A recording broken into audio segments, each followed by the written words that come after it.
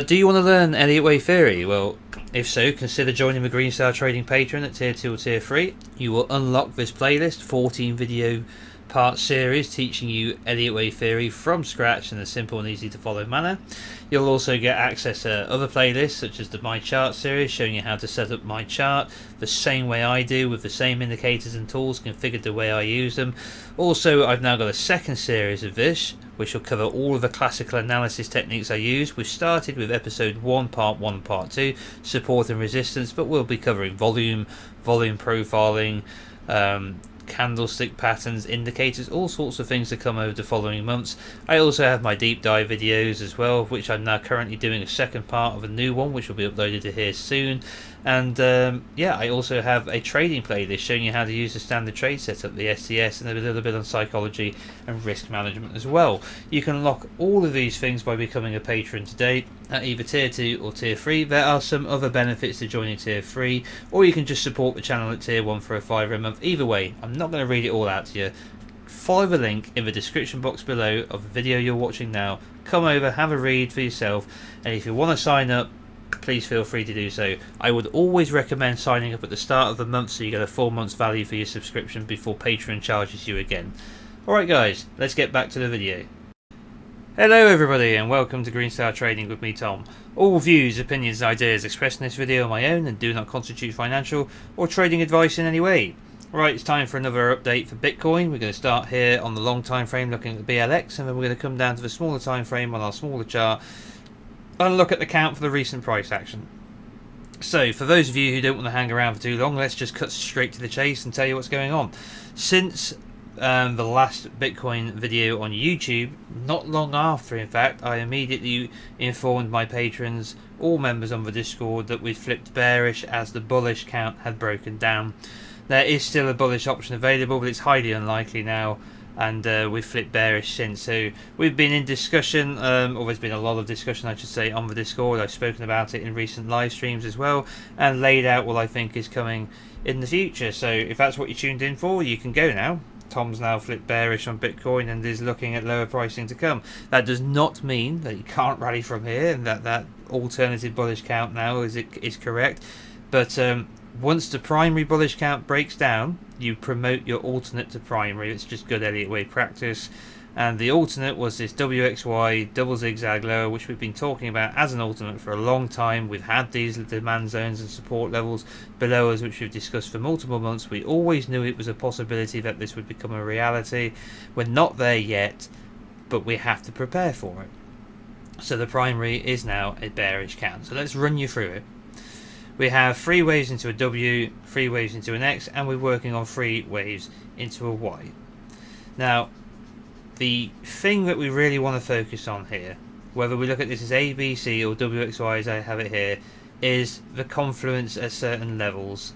And I have come to the conclusion, which I've said before in the previous videos, that if we come into this lower demand zone, then the target between roughly 10 grand and 12 grand is where we're going to finish up. Is highly likely where we're going to finish up. So how about we run through some of those things now.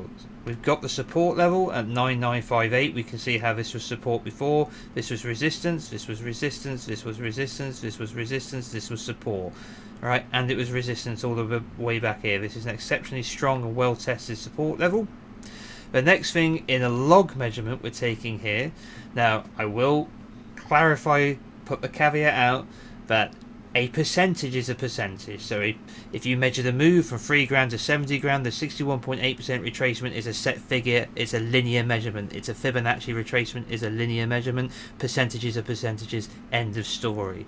However, we know from experience that algorithms use them in log scale. We know that Fibonacci extensions in log scale can also be targets often, especially in these exponential growth markets. So we are going to look at some linear and some log measurements, and we're going to see where the confluent factors of those different measurements end up. So the first one here is the length of the A from the B, assuming the B is complete here, to find the C, and we come up with 9525.83. This is on the lower end of targets. It brings us into this demand zone.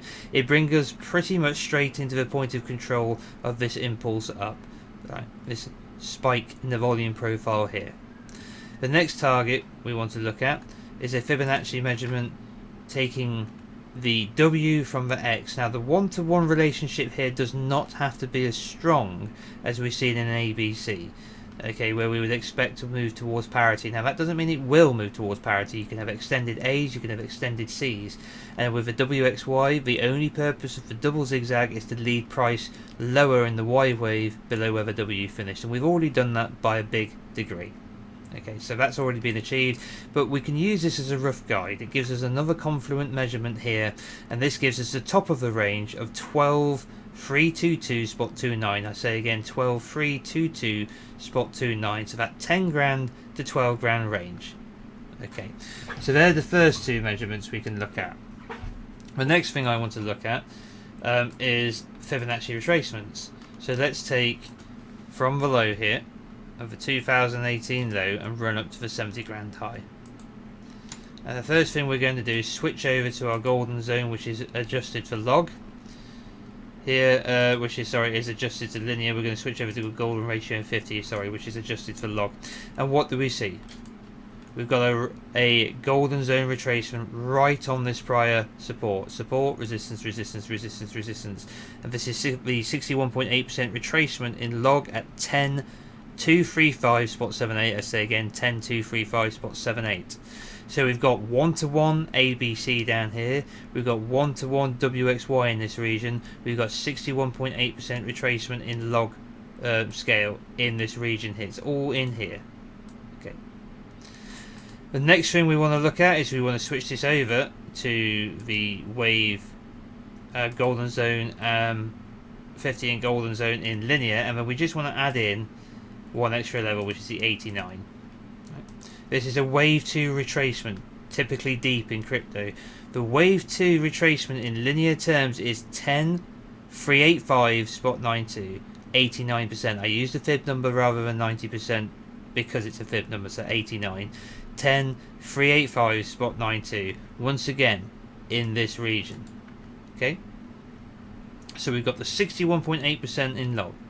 We've got the 89% retracement in linear, typical wave 2 retracement for crypto, right? We've got the one-to-one in log from our ABC, giving us a lower target of around 9,500.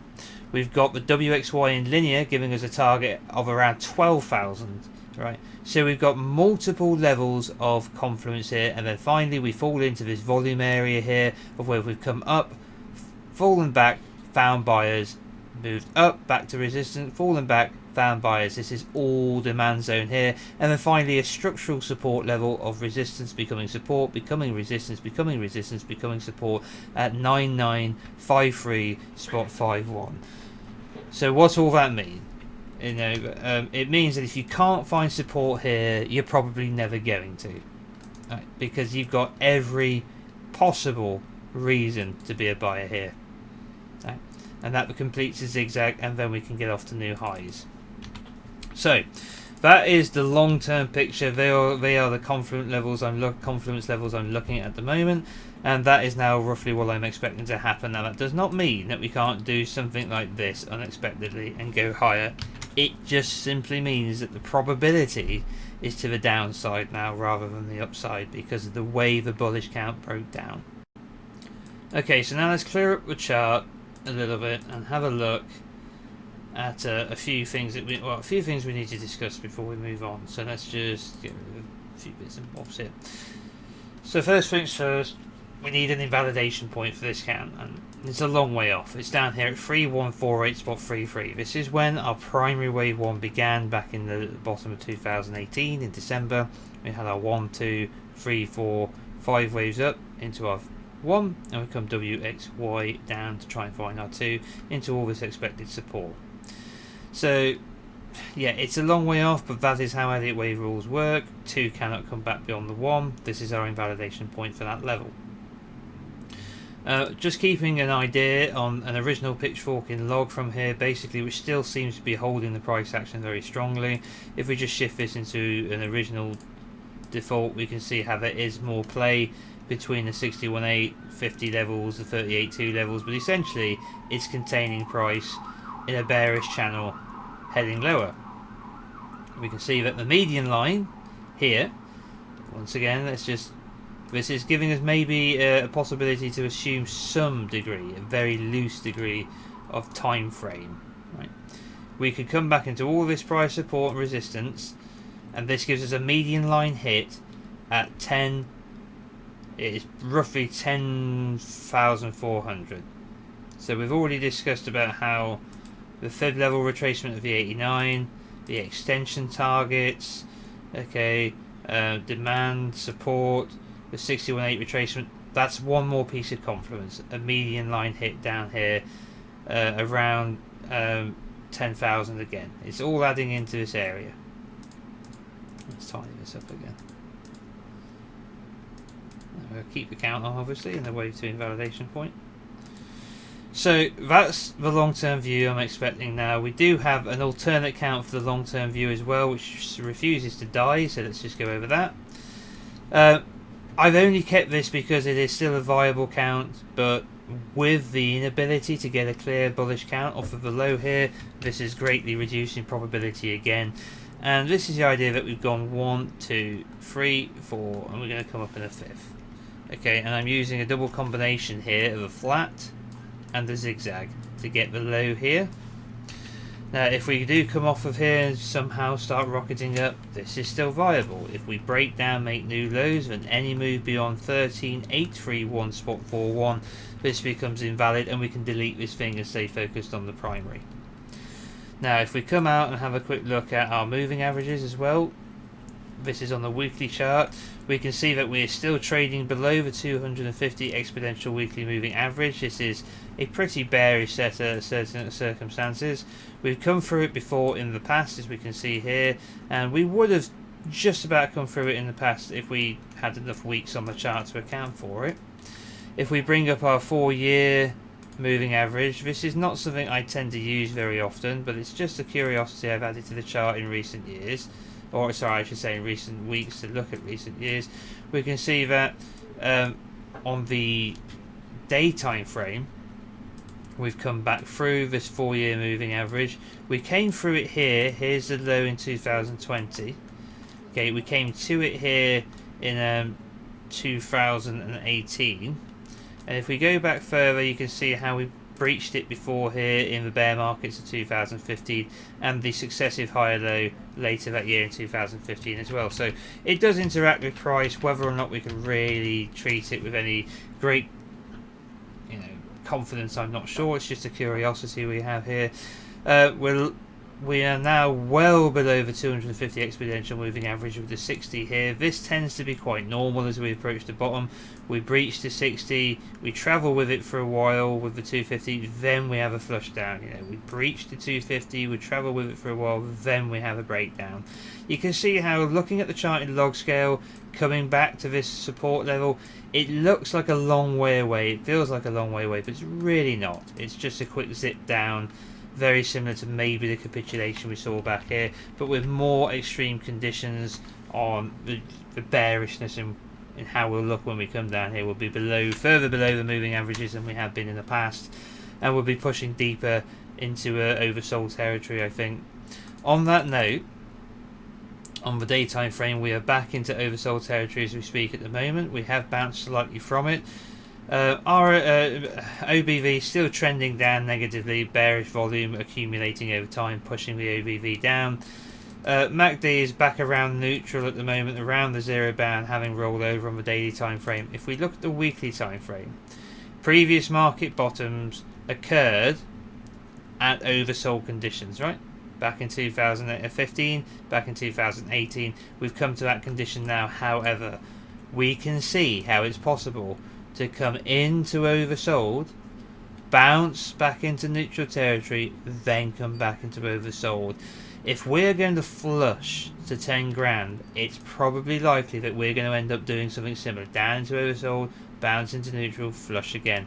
More similar to the 2015 bear market than we saw in that sudden sideways like zigzag capitulation of 2018. 2020 only just made it to oversold conditions and then rocketed out. So A move from overbought to oversold is synonymous on the weekly time frame with the completion of the bear market, with the completion of that long-term correction. However, a move down does not mean that you can't revisit those lows like we did back in 2015. And I think we'd have to kind of expect that to be the case. If we're going to explain a significant drop in price from here, we're talking about from today's price, roughly halving Bitcoin again. And that's all it is to get to these levels, and a little bit below, a little bit lower, right? We're gonna halve Bitcoin from here, and that could, on a weekly, easily push us back into oversold conditions, and then we'll have a double bottom, like we had here back in 2015. So we could be looking at something similar to that happening. So there's some of your classical analysis out the way. Now we're going to come down now and have a look at the smaller time frame, and I'm going to explain to you what's broken down in this count here and why we've flipped bearish in the meantime. Okay, so here we are on the 8-hour chart looking at the more detailed count, and we're just going to come into the smaller we're going to come into the low, and I'm going to talk you through what I think is happening now, how to explain this new primary count. I say new because the old alternate count is now a new primary. Talk about how we're breaking down here, and then talk about what was invalid with the bullish count. Okay, so let's do that. So zooming in, let's come down to the hour chart, and let's tidy this up a little bit. So best I can make of this is it's a double zigzag. A, B, C, W, A, B, C, X, A, B, C, diagonal completion of the C of the Y to get the B wave. Right, we've come into the B, we're now going 5 waves down in the C. Best guess is we're close to completing a wave 1, if not complete already, and now we will retrace in the wave 2, looking for the 50 to the 61.8% as likely retracement levels. Maybe we need to come back and test the prior trend, but we can't go back beyond where we began. Okay, looking at the daytime frame, there's argument to suggest that we've done enough to complete the wave 1 down. We've had oversold conditions of a daytime frame, lower lows here, bearish MACD. But if we saw a crossover now and the signal over the average and move back into neutral territory in the RSI, positive trend a bit appearing in the OBV, that would be a good sign that we've completed a 1 and now we're coming back into a 2. Things will get very ugly going out into September as we break down in the 3 and do most of the waves of work towards the 10 grand target will be done in the wave 3. So that could get very ugly. But likely to see a retracement in the meantime. Doesn't have to. This thing could continue to break down because the assumption that the low is in for the wave 1 might be incorrect. This could be 1, very shallow 2, 1, 2 again, and then break down into an extension in the first wave, or even a very small 1, 2 at minute degree and an extension into the third. That's possible as well. Given the oversold conditions, however, kind of expecting a rally to come now back to 50% or 61.8 before rolling over. So that's how I see the primary count now, that we are going to probably come up a little bit higher before rolling over out into September and October to find those lows. We'll have the wave 4, then the retracement, and then the flush down in the 5th. So we're looking towards the end of the year from this point now to get this over with.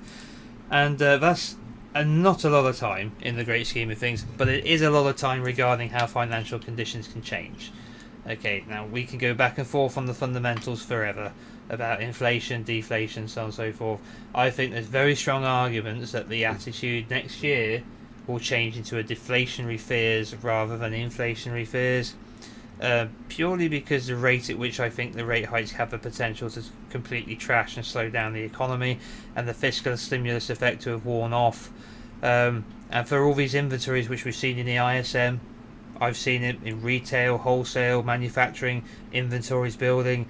High probability that the recession is going to hit fast and hard, and suddenly it will look nice for a while, that things aren't that bad, but then it will get bloody very quickly. And if that's the case, the fear will be, in my opinion, the attitude, and I might be wrong, I've been saying that the Fed won't pivot anytime soon, and I don't think they will, but they're going to eventually, because the greater of two evils might be inflation at the moment, but the greater of two evils will become economic collapse and total a massive depression or huge extended recession. That will become the bigger of two evils eventually, and we only have one way of dealing with that, which is to stimulate our way out of it. We also have to keep in mind that the fiscal picture is not necessarily the monetary picture. Fiscal flows are still positive, net positive. Deficits expand during a recession. Governments do not stop spending. They continue to spend. Okay, you can rein your horns in monetarily with the central bank, but the governments will not rein their horns in. It's just not what they do. We have gone past that kind of. We've gone past that kind of thinking. We will not tolerate the suffering and pain which is demanded of us anymore. So let's just that's just a little bit of a sideways rant for a moment on fundamentals. So the idea, what I'm doing to support this account, is that the idea that things could carry on throughout the rest of the year bearishly here, especially in more risk on assets like Bitcoin, does have some fundamental support, but it's not necessarily doomsday. I'm a firm believer that this recession will be an excellent buying opportunity in both equities and cryptos and bonds. Okay, because all markets have taken a shellacking. So when rates reduce again, bond prices will rally strongly. So you want to be a buyer purely on price speculation. Equities the same, and crypto the same. So things could get bloody, but it should be welcome in the long term. If you're a long-term investor and you want to make some money over the next decade and help set yourself up, you should welcome these events. And that's all I'm going to say on that. So, blah blah blah, Tom. Stop talking fundamentals. You've spoken through the primary. You've explained what you think has happened. So now explain what went wrong with the prior primary and why we bumped this alternate to the primary, right? So I left you on YouTube at least with the idea that we've been doing something like this. We've been going 1, 2, 3, 4, 5. Let's just use a larger wave degree. I know this wasn't the wave degree I was showing, but it just makes life simpler. And then we'd gone 1, 2, 3, 4, 5, and this would have been a smaller wave degree. And then we'd gone 1, 2, 3, 4, 5, and this would be minuet. And then we'd gone 1, 2, 3, 4, 5. You're getting the picture. And then we'd gone a diagonal, I think was the best bet here. 1, looking for the 2, 3, 4, 5. And we've been building this mighty, what looked like a mighty extension.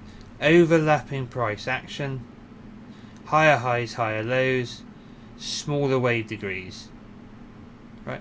All of this looked potentially correct. And then this wave 2 level got taken out. And then this wave 2 level got taken out. And that was the end of that. So the moment this breakdown happened, I put out an update video on the Discord informing my patrons of my change of heart, and immediately bumped the bearish alternative up to the primary, as it's just good Elliott wave practice. So that was the extension count that broke down. If you want to know why the diagonal count broke down, go back and watch last week's video where I explained to you what we expect to see in a diagonal and how this didn't fit. Okay, the main problems, if I do it in brief, was you're asking for an expanding leading diagonal because you've got to respect these trend lines. This is your wave 1. Doesn't matter whether you put it here or whether you put it here. Alright, you're going to get an expanding pattern. Right, big problem with there is we either break this down into a single zigzag here, 1, then a zigzag here 2, zigzag here 3, zigzag here 4, which does not make it to trend line, zigzag here 5, right, which does not go beyond the 3, does not go, well, falling short the trend line is not a problem in the expanding diagonal, but not being longer than the 3 is a problem, has to be. 5 has to be longer than 3, 4 has to be deeper than 2, was not the case. Trying to force a contracting diagonal in here became even more problematic, okay? That's your only bet, and that looks much more like it's the completion with a diagonal rather than the whole thing being a leading diagonal. So you'd have to say this was a zigzag into a 1, this was a zigzag into a 2, this obvious 5-wave structure was somehow a zigzag, this to here was somehow a zigzag, even though we did have a count, but even though we barely get to see beyond the A, and then this final move is a zigzag. It looks dodgy as hell. Okay, I discussed it in greater detail the following week. So, what is the bullish alternative? Well, we're going to leave here with a couple of ideas because the chart's always developing. and we're going to see what we can do. Excuse me. So can we still have any kind of can we still have any kind of bullish count? Yeah. We could have. We need to delete that. That was, I should have just showed you that. That was one of the examples. Okay, so here's a bullish alternate. I'm going to say.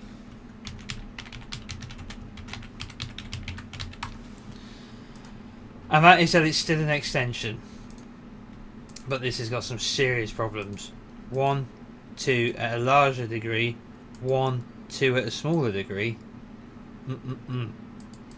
Yes, you can have a precedent in Bitcoin for there to be, and in crypto in general, for there to be larger subways than their parents, and the nesting structure is larger than the primary structure. However, it should always be a red flag, and you should never lean into it as a primary because the rules don't support it and guidelines don't support it. However, there is some precedence that will keep it as an idea or as an alternate bullish count, as rare and as unlikely as it is. If it's done 1, 2, 3, 4, 5, this was a flat A, B and C, we will rock it out of here and we will take out the previous high. Now I've got to leave it around just in case something completely random like that happens. Okay, so there's one bullish alternate idea. An alternative would be that that expanding diagonal didn't complete falsely with a truncation in the fifth, but is actually still underway. Okay, so let's count through it and see what we get. Right, well, we can't ignore a trend line there, so we're going to have to extend it to here and live with it. Okay, the way we'd have to count this, I think, would be 1 to here. Okay, 2 still has to go here. All of this is free. See, you can't make it work. Yeah, you see, problem is we go 3 and then we go higher. So we'd have to get the 3 somehow up to here. Then you get a zigzag in the 4, and then you get a 5th. So how the hell are we going to do that? I guess move the 2 to here, but then you've got the problem of an expanding flat in the 2, which you can't have. You have to have a zigzag. Can we shift the 1 to here? I'm just like riffing live here. And now a trend line is not respected. That looks extremely dodgy. Zigzag into a 1. Good luck counting that as an impulse. Zigzag into a 3, which has to have completed with a diagonal C. By the looks of it. Somehow. I'm not quite sure how we pull that off. I guess you'd have to do it from here. Okay, so A, B, C. A, B, C into 4, 5. Why is 1 back here? Okay, 3 has to be bigger than 1. 4 is deeper than 2. 5 now has to be bigger than 3. Yeah, you can see how that's not a very nice idea, is it? It's not a very attractive idea. It's stretching rules and it's stretching guidelines.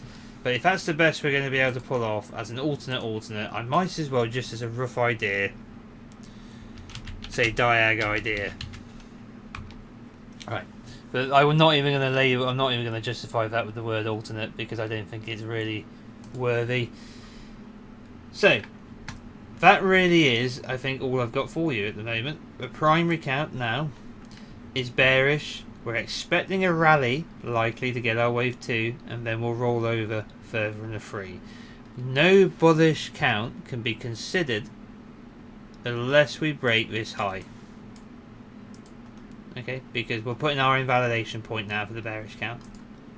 This will be invalidation. And the bearish count breaks down as it is currently. Doesn't mean that this isn't an extended correction. That's always going to be a probability. That's always a possibility, right? That's as complicated as things can get. Okay, 15212 spot 00. So So here's our invalidation point for this count. So let's just put those together.